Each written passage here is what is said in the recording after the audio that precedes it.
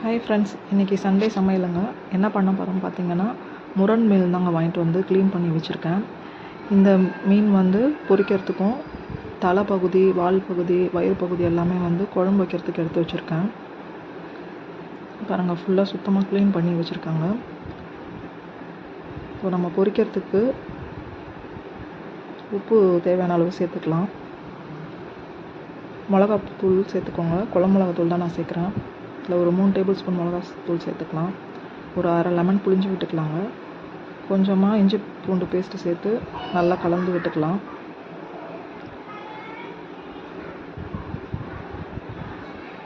மசாலா நல்லா கலந்து வச்சாச்சுங்க. இதை நம்ம மூடி போட்டு கொஞ்ச நேரம் ஊற வச்சிடலாம் வறுக்கிறதுக்கு.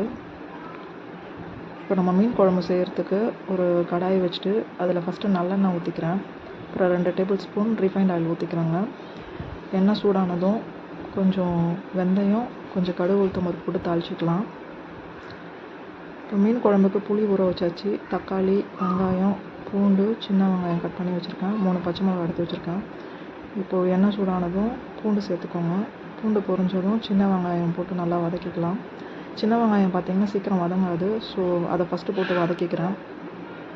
இப்போ பாதி வதங்கினதும் பெரிய வெங்காயத்தை போட்டுக்கலாங்க. ஒரு 2 பெரிய வெங்காயம் போட்டிருக்கேன். உப்பு போட்டு வதக்குனிங்கன்னா கொஞ்சம் சீக்கிரம் வெங்காயம் வதங்கிடும். இப்போ பாருங்கள், மீன் குழம்புக்கு எப்போவுமே நல்லா இந்த மாதிரி ப்ரௌன் கலரில் வர வரைக்கும் வதக்கணும். இப்போ வதங்கியாச்சு. இப்போ நம்ம நறுக்கி வச்சுருக்க தக்காளி சேர்த்துக்கலாம். ஒரு 3 பச்சை மிளகாய் சேர்த்துக்கோங்க. இப்போ நல்லா எல்லாத்தையும் கலந்து விட்டுட்டு கொஞ்ச நேரம் வேக விட்டுடலாங்க. இங்கே வந்து நான் புளியை கரைச்சி தனியாக எடுத்து வச்சுருக்கேன். இதில் குழம்பு மிளகாத்தூள் ஒரு 6 ஸ்பூன் போட்டு நல்லா கலந்து விட்டுருங்க.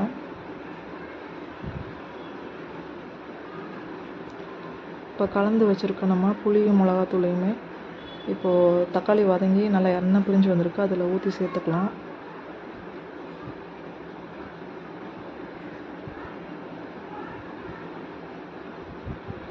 அவ்வளோதாங்க, மீன் குழம்பு வந்து நம்ம கூட்டி விட்டாச்சு. இப்போது உப்பு பத்தலைன்னா நீங்கள் தேவையான அளவு சேர்த்துக்கோங்க. இப்போ இதை மூடி போட்டு கொதிக்க விட்டுடலாம்.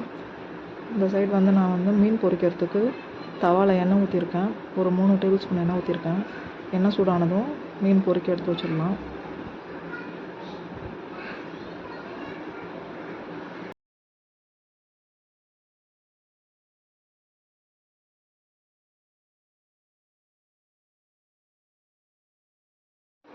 இந்த சைடு மீன் பொரிக்க போட்டாச்சு. இப்போ குழம்பு கொதிச்சிடுச்சுங்க. குழம்பு கொதித்த உடனே நம்ம க்ளீன் பண்ணி வச்சுருக்க மீனை நம்ம குழம்புல சேர்த்துக்கலாம். இதில் கொஞ்சம் கொத்தமல்லி ஃபஸ்ட்டு நான் சேர்த்துக்கிறேன். பொரித்த மீன் எல்லாத்தையும் இந்த பக்கமாக இன்னொரு பக்கமாக திருப்பி போட்டு பொரிக்க விட்டுடலாம்.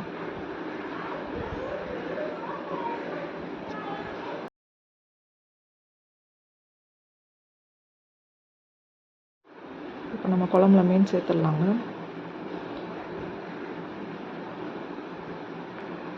சேர்த்துட்டு ஒரு 10 to 15 மினிட்ஸ் நீங்கள் ஒரு மீடியம் ஃப்ளேமில் வச்சுட்டு வேக விடுங்க மீனை வந்து.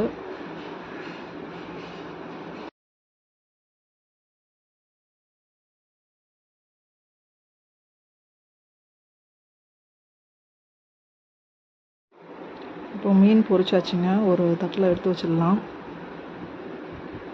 பாருங்கள், நல்லா பொரிஞ்சு வந்திருக்கு மீன். இந்த மாதிரி செவக்கிற அளவுக்கு நம்ம பொரிச்சு எடுத்துக்கணும்.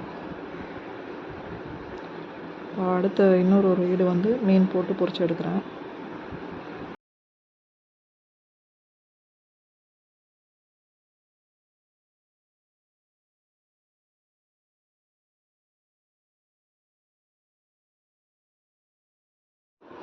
இப்போ மீன் பொரிச்சு எடுத்துட்டாங்க. குழம்பும் எண்ணெய் வந்து பிரிஞ்சு வந்துடுச்சு. ஸோ மீன் குழம்பு இப்போ நம்மளுக்கு ரெடி ஆகிடுச்சு. இந்த மாதிரி நீங்கள் ஒரு முறை செஞ்சு பாருங்கள், ரொம்ப டேஸ்ட்டாக இருக்குங்க. இப்போ சாப்பாடில் ஊற்றி சேர்த்து சாப்பிட்டு பாருங்கள், உண்மையிலே டேஸ்ட்டு ரொம்ப சூப்பராக இருக்கும். இப்போ வறுத்த மீன் எல்லாமே பாருங்கள் நல்லா வெந்து வந்திருக்கு. நல்லா லேயராக பாருங்கள் வெந்து வந்திருக்கு. ஓகே ஃப்ரெண்ட்ஸ், இந்த வீடியோ பிடிச்சிருந்தால் லைக் பண்ணுங்கள், கமெண்ட் பண்ணுங்கள், ஷேர் பண்ணுங்கள். தேங்க்யூ.